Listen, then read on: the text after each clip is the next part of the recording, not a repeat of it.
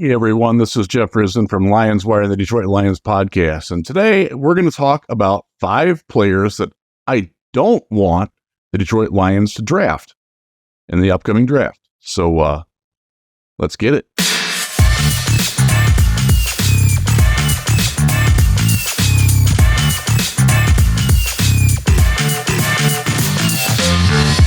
All right. Talked a lot about players that we do want the team to draft, what they need, and all that. And I'm going to go today in a direction where there are 5 players. I picked one at each of the primary positions that the Lions appear to be looking at least we all assume that they will be looking at, that I really don't want them to draft. And it's not necessarily that they're bad players or that I don't think that they're, have viable NFL futures. I don't feel like they are Lions to me. So we'll start with an easy one. Defensive tackle, T'Vondre Sweat, Texas. So even before he got a DUI this past weekend, and he did, bad, which is pretty much an automatic disqualifier, from the Lions. They just don't, that's just not what they play with. He wasn't a great fit anyways. He's huge. He's a massive run stuffer on the inside. He's 358 pounds, I think.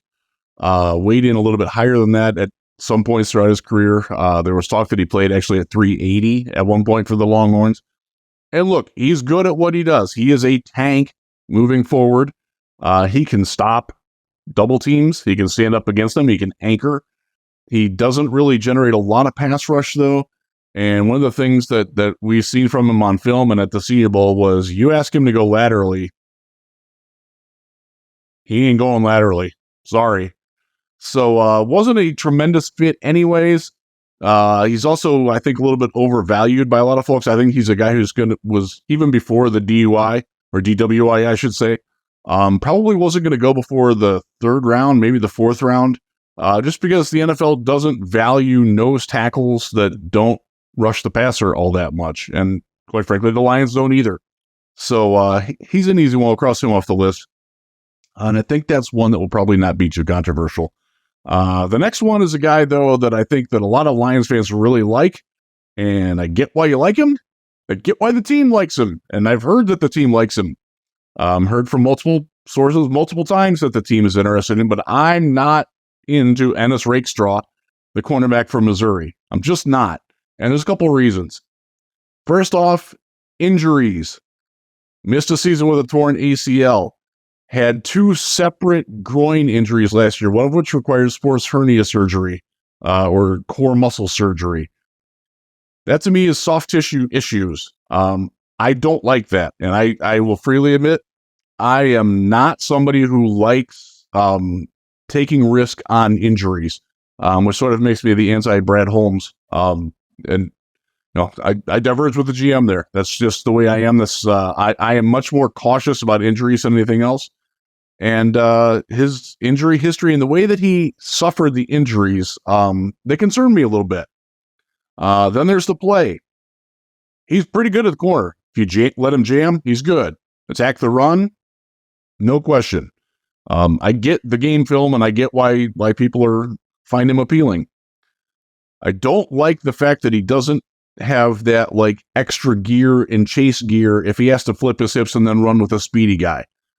He is not a downfield speed, long speed kind of cornerback. It's not who he is. He makes up for that by holding a whole lot.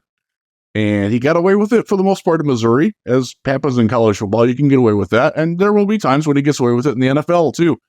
But there will be times when he doesn't. And specifically when he re-engages. Remember, they don't have the illegal contact rule in college football. You can reinitiate contact more than 5 yards down the field in college. You can't do that in the NFL. It's just, I just don't trust his coverage skills at the next level. I see him bannered about as a 1st-round pick. I don't think he's a 1st-round pick. I do think that he will be in consideration in the 2nd round. And I do think that he'll be there in the 2nd round for the Lions. But I would rather go in different directions. In fact, I would take his college teammate, Chris Abrams-Drain, who I think is a better overall prospect and a better overall player. And I'd be happy with him in that range. But Rakestraw, I'm just not feeling it for the Lions. That's again, that's my take. I know the team feels differently, or have been led to believe that the team feels differently anyways. So got to throw that in there. Next up is an offensive tackle. And this is one of all the guys that I'm going to mention. He's probably the least likely to be there. And that's Amarius Mims out of Georgia. And this, again, goes back to me being risk-averse on injuries. It's a guy who missed some time last year. He had the high ankle sprain. He had the tightrope surgery, which is basically where they thread through and tie your tibia and fibula together down at the bottom, so you can't aggravate it again. It's the same surgery that Bryce Young had. Tua Tagovailoa had when he was at Alabama. Then he's also had he had a hip injury, and this is a guy who got injured, or I shouldn't say injured. He hurt himself running drills at the combine. Maybe I look. I know it's the underwear Olympics. I know you're not doing anything football wise, but when you're suffering injuries when you're working out, I don't like that. And on top of that, he's very inexperienced. He's very high ceiling, like no doubt about it.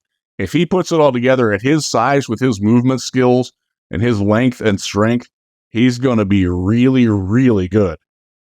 But he's not there yet. And the technique is a little bit wild.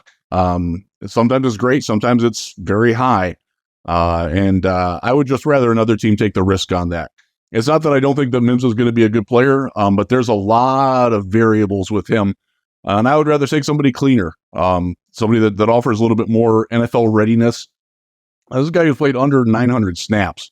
There are guys, Jordan Morgan is an example of a guy who I think might not have the ceiling, but has a much higher floor. And if I'm looking at offensive linemen, I want somebody who's got a higher floor, necessarily than a higher ceiling. So especially when you've already got a super high ceiling guy in Panay, a super high ceiling guy in Frank Ragnow.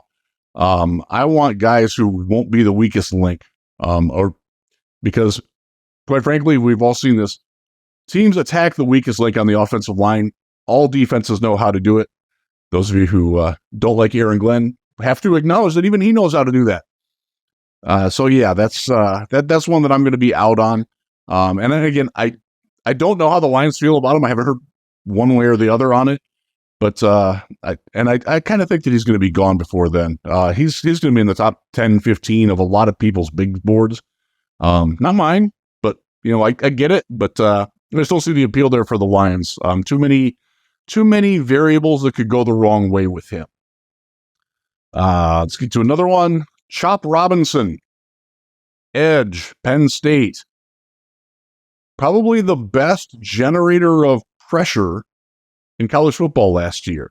He's really good at running around the edge of the tackle. He's got ridiculous get off. He's got great speed. He can corner really well. So how in the world does that guy only get 8 sacks in 2 seasons? He got 3 last year. It's pretty easy to see, honestly, when you watch him.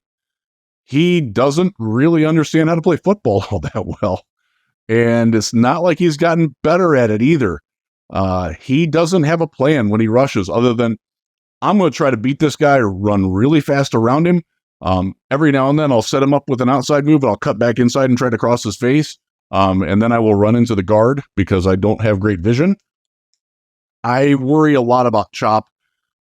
Specifically with the fans who don't like Aiden Hutchinson and don't think that Aiden Hutchinson finishes enough. Hutch is a masterclass in finishing compared to Chop Robinson. So again, good player, exciting player. I understand why people get thrilled about the concept of him coming in and will he generate a lot of pressure? Probably. But if you get pressure and you don't get sacks, that's how running quarterbacks eat you alive. We've all seen that. We've watched this defense get pressure on Justin Fields and the likes of that. Bryce Young even. You're going to go this season. Caleb Williams is going to be the number 1 pick. You're facing him twice. Jordan Love can run. You got C.J. Stroud in the schedule. He can run. You've got a lot of potential quarterbacks that you've got to beat in the postseason. Jalen Hurts can do it. We've seen Brock Purdy actually have a little bit of evasiveness. The guys that you want to beat can all beat you with your legs. And if you get pressure and you don't finish, you're in trouble. And that's Chop Robinson in a nutshell. Great at creating pressure, not so good at finishing. He does have some potential. Like if you can work with him and make sure that his development goes right and teach him some actual football, teach him some counter moves, teach him some anticipation, give him a plan, maybe, but high risk, high reward there. And I would rather go in a different direction at the edge spot. And I'm not sure that he's going to be available there either. We'll see. I kind of think he does, just based on conversations I had at the Combine and at a recent pro day that I was at, talking with some folks. The NFL isn't as high on him as I think a lot of people think they are. Now, having said that, watch him go 10. That's just the way things go at this time of year. But I'm not a big Chop guy. Reminds me of Azeez Ojulari. And a lot of you are like, who the hell's that? He was a second-round pick of the New York Giants a couple years ago. Speed rusher. Chop's a little bit bigger. I think he's got like 5 to 10 pounds on him. But a guy who was really good at creating pressure in college, but didn't necessarily finish all that well. And that's sort of been the case with him with the Giants. And the fact that you don't know him as one of the elite pass rushers in the league, he's a solid player. He is like decent, but he's not worth where he was taken at. When you have other options that you can get, and this is not a great pass rush draft to begin with. And I just don't see it with Chop in Detroit. The other thing is, not really a heady run defender. Doesn't mean he's bad, but he doesn't always do what you need him to do in the run game either. So I'm going to pass on him, even though I do think that there's a fairly good likelihood that he will wind up being a guy who generates a lot of pressure at the NFL. I want more than that. Last guy we're going to come to is Tez Walker, wide receiver, North Carolina. And I know some of you are doing it. You're like, hey, but you mocked him to the Lions in the second round of your last mock draft. Yes, I did. My mock drafts are independent of my rankings. And I know that the team is very interested in Tez Walker. They have met with him multiple times. They met with him at the Combine. They met with him at the Senior Bowl, formal meeting at the Combine. They were at his pro day. More specifically, offensive coaches were at his pro day. They've had him in for a top 30 visit. By the way, it's not a top 30 visit, and I just called myself, and I'm mad at myself for doing it. It is a 1 of 30 pre-draft visits. It means no indication towards being a top 30 player or a top 30 player on their board. That's a misnomer, and I wish we would stop doing that, and I'm very angry at myself for doing that. So I will flog myself after I get off the air here. I'm not a Tez Walker guy. There's a lot of... So basically... It's hard to describe. He reminds me of a cross between J-Mo and Quintez Cephas. And I'll try to explain that in that everything that you don't like about J-Mo, if you're a J-Mo critic, he doesn't catch the ball all that cleanly, doesn't always look the ball into his hands, doesn't have the precision on routes that you want. He kind of drifts. His 8-yard out will be at 8 1/4 one time. He will take different footwork to get there on another time. Another time he'll short it. Won't always turn his head around to look for the ball on time. That's Tez. And the other thing is he's about Quintez Cephas' size. He's faster. He does have very good speed, and I've seen it. I saw it at the Senior Bowl. He can fly if the jam misses or if they're playing in zone. He will eat a lot of yards up on that. That's where the J-Mo comparison comes in. But the Quintez Cephas thing, he makes contested catches out of routes that shouldn't be contested. And he doesn't always understand where and when he needs to be where he's at, which was something that Cephas did. Double catching the ball. Again, there's a lot of that on Tez's tape. There was a lot of that on Quintez Cephas' tape. I don't think that Tez is a bad blocker, but I don't think he enjoys blocking. Doesn't have that exuberance that you see from Amon-Ra St. Brown, or by the way, JMO is a very enthusiastic blocker. Tez is like, you know what, I will block, but it's just, you know, he'd rather be catching the ball, obviously. And that's another thing that you see from him that actually Cephas and JMO both have. When they know they're not the intended target on the route, they don't run the route as well or as spirited. And that's something that rubs me the wrong way. And I hope that it rubs the Lions the wrong way. I know there's been a great deal of time on Tez Walker, but I'm not in on him. So there's the 5 that I hope they avoid. We'll come back in a couple days with my personal what I would do mock draft. Look for that over the weekend. Until then, keep checking out Lions Wire and Detroit Lions Podcast, and like and subscribe so you know when that goes live. Thanks.